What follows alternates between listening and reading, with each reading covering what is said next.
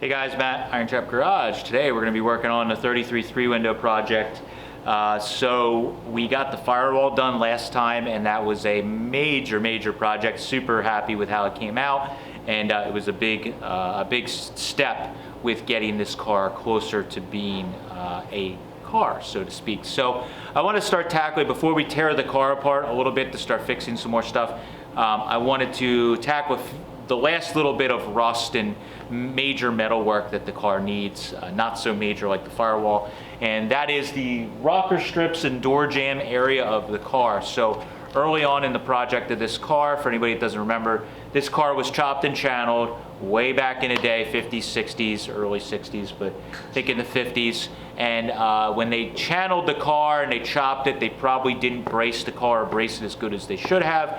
And also, the car being an old car, there was some wear to some of the parts. So when we bought the car, the door drooped something like 10 inches when you opened the door. So the doors they barely fit the body. They were very poor. Not only was the body kind of a little out of square, the door hinges and the wood in the door and the screws in the hinges were not so great, and everything was flexy and moving around. So we added, I made up a bar that we made out of roll cage tubing that pushes on the B-pillars to help support the doors, and then we tied everything in. So now that after a lot of adjusting, you can open and shut the doors. They work pretty well. The driver's door needs a tiny bit more work. Passenger door is spot on, but everything fits and latches very nicely now. The problems we need to address is the lower rocker strips are rusty, and I had to do some cutting into the door jamb in the front corner to kind of get everything to fit, because the doors and all the stuff were sitting out from the body, and we had to do some slicing and dicing. So today I want to close up some of that stuff, and I want to do those lower rocker strips and tie that all in and get those replaced, so that we finally have a body that doesn't have any more Swiss cheese holes in it, and we have a nice solid body. So we're going to move this over to the lift, so I don't have to work on my back, get that up on the lift, and we'll start working on replacing that metal and get everything fixed up on it. So let's get started. Unless you're getting that. It's on the end of the table.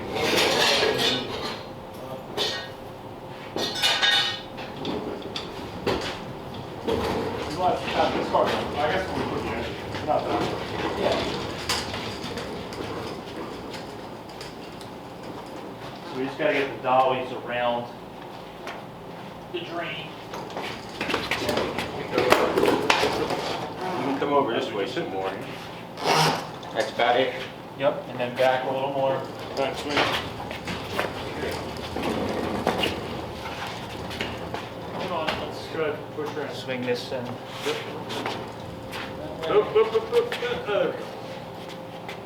Now push your end. Let me hit one. Okay, we'll clear the car.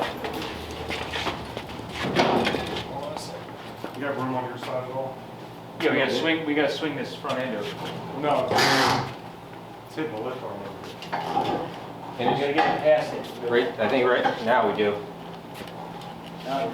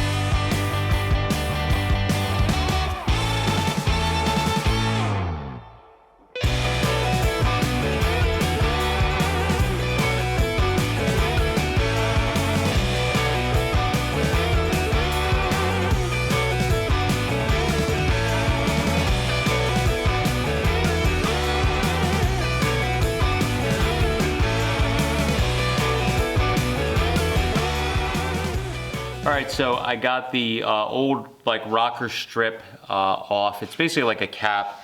On its 33.4s, there's like a subrail section, for lack of a better term, that basically is a structure that originally would have tied into the subrails or the floor that was up in here. Now that this thing was channeled extensively, what I did is I had originally made in a previous video a floor and an inner rocker section that tied into that. I TIG welded it all together with that other rocker strip on just above that. So we removed that now. Now I was able to kind of get in where below where I had welded, clean up all the rust. I got all the scaly rust. It really wasn't too bad. The downfall to these 33.4s is that all these little holes you see here, kick-ass little speed holes that are neat, but they allow all kinds of dirt and junk to get trapped in there. That's why almost every unrestored 33.4 that you will ever come across, except if it's some exceptionally clean survivor, the outer rocker cap is going to be rotted out, and you will notice that it's got pinholes or big holes. This side wasn't nearly as bad.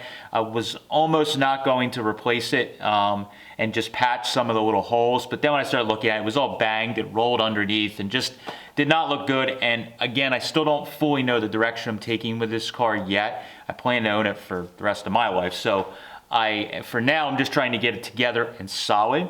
But what I'm thinking ahead is if I decide to make the car a nice painted, really nice car eventually someday, I'm gonna have to do these rocker strips regardless. So what I did is I went through and wire wheeled and sanded and grinded all the rust off and basically got 99% of it off. I didn't want to fill the shop with media by sandblasting it. It wasn't super rusty, so I was able to get 99% of it off. What I then do, after I wiped it all down with Eastwood Pre just to clean any excess or any dust or any of that off, my label fell off of this because it's been sitting on the shelf for a while. What I use is this Eastwood Fast Etch. This is like a mixture of an acid, and what it does is after you spray it on and leave it dry, it leaves like a phosphoric coating on it. All the chassis in the shop and a lot of the bodies, but mainly the chassis, have this phosphoric acid on it. And if you could see, even, it might be hard to see, but even ahead of here on the frame, it leaves like, after it leaves that phosphoric coating, it leaves like a grayish finish, and it basically seals the metal from any type of rust coming back or coming out. Now, it isn't waterproof or anything like that, but so what I do with chassis is in the shop, we spray it with the Fast Etch and leave that film on there, and then it etches everything and keeps it from flash rusting. What I'm going to do here is spray it on here as an additional step. So I'm going to spray the Fast Etch on. That's going to basically go onto all this metal, get in all the little pits and pores, and if there is any residual surface rust that's in any of those areas, it will basically neutralize it, leave that phosphoric coating. Once that is fully dry, then what I can do is just spray our Eastwood Rust Encapsulator over top of it, and that's gonna seal it up completely, and then we can box everything back in. But I'm just trying to take these steps so that we can make sure that everything's coated and sealed really good. The other nice thing is that with these little holes in the backside, we can also get in there with a wand and kind of spray some additional stuff in there. So after I spot weld everything on, those little areas where you spot weld, the paint's gonna burn off, so we can get in there and spray all that stuff, seal it up so that for the rest of my lifetime, we won't have any issues with the car rotting out, at least during my lifetime. But somebody might be addressing this maybe 70 years from now, who knows. But anyways, that's what I'm gonna do. Get my respirator on, stuff's kind of nasty.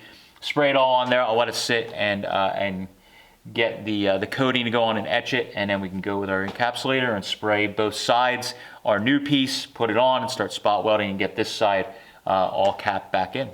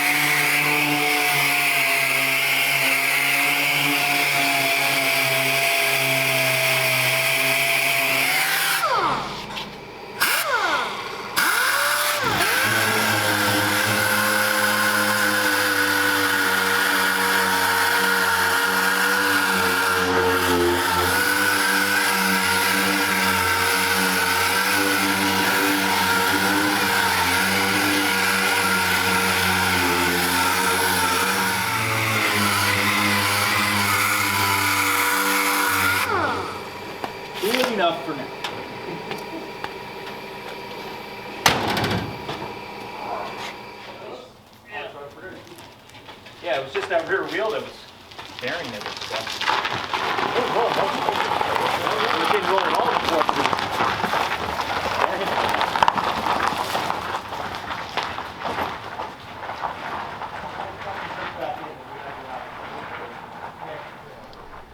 All right, so we had to roll this thing outside to see how cool it looks. I haven't really rolled it outside in quite a while because when we had mocked up the rear axle in this car, I had thrown a junk drum on, and the bearings in the back of the drum were caked with rust and crap, and the wheel wouldn't roll anymore, and we were like, what the heck? So we just rolled it around with dollies in the shop forever and never rolled it outside, even after we put the mocked the Ardun up in it. So we had to roll it outside today to take a look at it, and it looks awesome as expected, but huge improvement. We did the firewall in the last video. That's a huge improvement.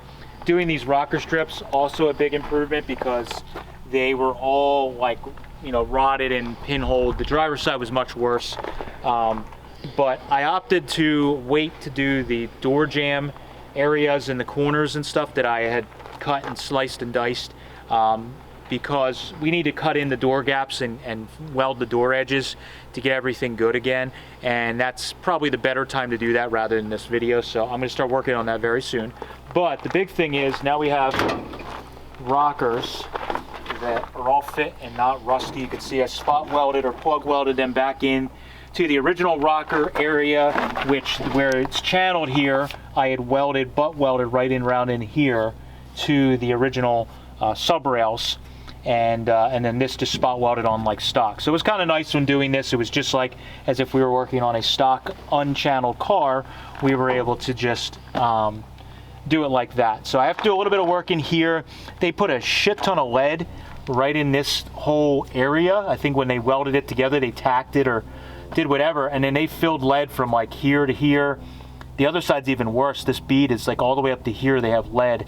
And so I usually do silicone bronze and kind of fill in the low spot and blend it all out with metal. But on the other side, I kept running into more and more lead. So I need to get a torch, melt the lead out, because TIG welding lead does not work. It's very not too good. But now that this is in, very sturdy, we could start working on, like I said, some of this stuff in here. You can see I had to put a little pie cut in there to suck stuff in and get the door to sit right. Up at the front here, Shark bite. the shark bite we got to take care of, and then the cowl has to get pulled into the body more, and that's just sitting out from years of abuse when they channeled it. So I'll have to probably make some sort of bracket or tie down for it. And but doors shut nice. If you can remember this car in the beginning, the doors dropped like 10 inches when you would open them. So to be able to do that is really, really good. You can see, I'll show you on the other side. So the one thing I have to work on a little bit is like in here, this door sucks in kind of like harder than I think it should. I'm not sure why. All this is kind of like in plane.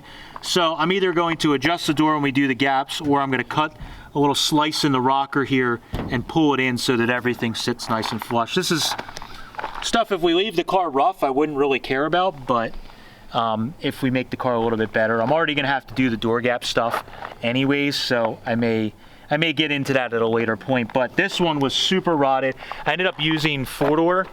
I didn't realize until I was like partway through. I saw one of them. They were like really long, and I'm like, I thought these were 3-window ones. Well, they were 4 doors, so the curvature isn't exactly the same, I think, in some of the like the door area, or it could be there was a reproduction part. So like the door gaps at the bottom on the driver's side is a little fatter. It's one spot than I'd like, but again, that's all stuff as we keep making it better, I can address that stuff. But for right now, we're just trying to get everything kind of slowly, pick the worst thing on the car and make it a little better, and then jump around and keep working on it. Progress is the key. Continue to move forward and get this thing roadworthy is the most important thing, and then we'll go from there. So that's a big project done on this. I was kind of dreading doing this because I didn't know how involved it was going to be.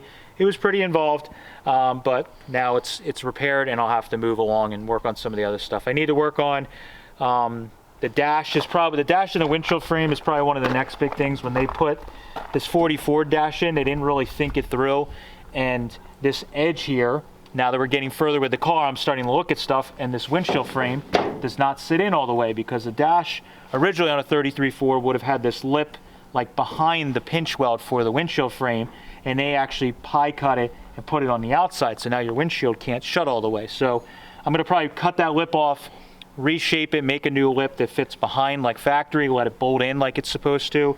Then we can get a windshield frame to start fitting. This is just an old chrome one we had that actually has like almost the same chop.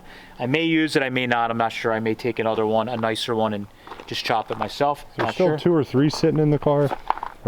There's probably another 1 or 2 sitting in there. Yeah, I've been throwing parts in this car as I find them, but we gotta do that. I gotta figure out tail lights, what I'm gonna run, headlights. So that'll be some interesting, fun stuff, but I'm gonna tackle some of this not fun stuff first, and then we'll do some fun stuff to kind of keep you rolling on it. And that's how I do these projects, so I don't get totally bummed out only working on the not fun stuff. So this was a not fun thing that took me a couple of days, so I might do something that's a little more fun first, and then we'll jump around. So that is another improvement on the 33.3 window. Hopefully we keep moving forward this winter. Maybe next season we could have this thing moving around under its own power doing burnouts. That's the hope. All right, thanks guys. Catch you later.